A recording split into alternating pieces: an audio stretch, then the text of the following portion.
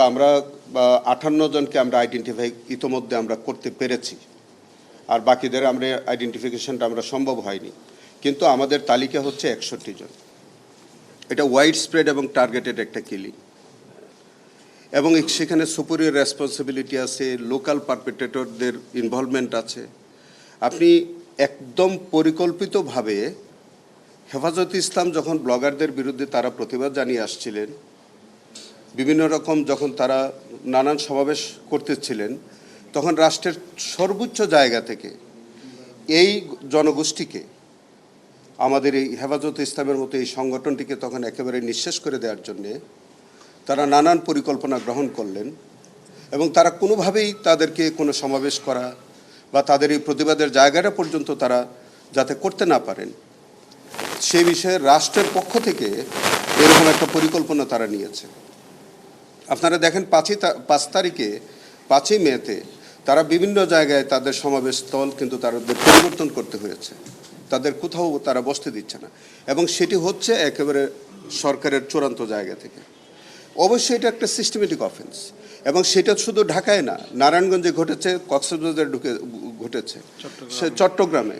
তো সমস্ত জায়গায় যখন তারা একটা পরিকল্পিতভাবে আমাদের এই আলেম ওলামাদের উপরে এরকম একটা নৃশংস আক্রমণের শিকার তারা করলেন, এবং রাষ্ট্রের সকল অর্গানকে এটার বিরুদ্ধে নিয়োজিত করলেন, এটাকে আপনি সিস্টেমেটিক বলবেন না, এটা টার্গেটেড বলবেন না, এটা ওয়াইড স্প্রেড বলবেন না, তাহলে ওয়াইড স্প্রেডের আর কি সংজ্ঞা থাকতে পারে? আমি তো মনে করি যে এই ট্রাইব্যুনালের এখতিয়ারভুক্ত সবচেয়ে উপযুক্ত একটি ঘটনা। এই তদন্ত এবং বিচারের মধ্য দিয়ে কি ৭৭ হত্যাকাণ্ডের কতজন নিহত হয়েছেন তার প্রকৃত সংখ্যাটা পাওয়া যাবে কিনা, নাকি এটা পরবর্তীতেও এটা নিয়ে? শোনেন, আমরা এই পর্যন্ত খসড়া তালিকায় আমরা যেটা সংখ্যা পেয়েছিলাম এটা আপনাদের কাছে প্রকাশ করাই যায়। সেখানে হচ্ছে আমরা প্রায় 61 জনের একটা তালিকা আমরা পেয়েছিলাম, কিন্তু আমরা 58 জনকে আমরা আইডেন্টিফাই ইতোমধ্যে আমরা করতে পেরেছি, আর বাকিদের আমরা আইডেন্টিফিকেশনটা আমরা সম্ভব হয়নি। কিন্তু আমাদের তালিকা হচ্ছে 61 জন।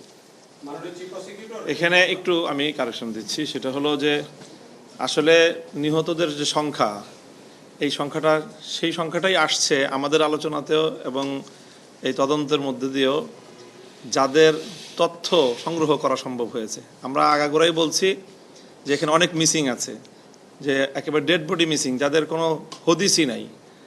কাজেই সেই তথ্যগুলো এখানে কোনোভাবেই আনার কোনো সুযোগ নাই, আনার কোনো সূত্রই নাই, যেহেতু রাষ্ট্রীয়ভাবে এটাকে তৎকালীন সময়ে এই শাপলার শহীদদের গুম করার একটা অপচেষ্টা হয়েছে। এই জন্য সংখ্যাটা যেটা আসছে সেটা হলো শুধুমাত্র তাদের সংখ্যা যাদের অথেন্টিকভাবে যাদের তথ্য আমাদের কাছে সংগৃহীত হয়েছে।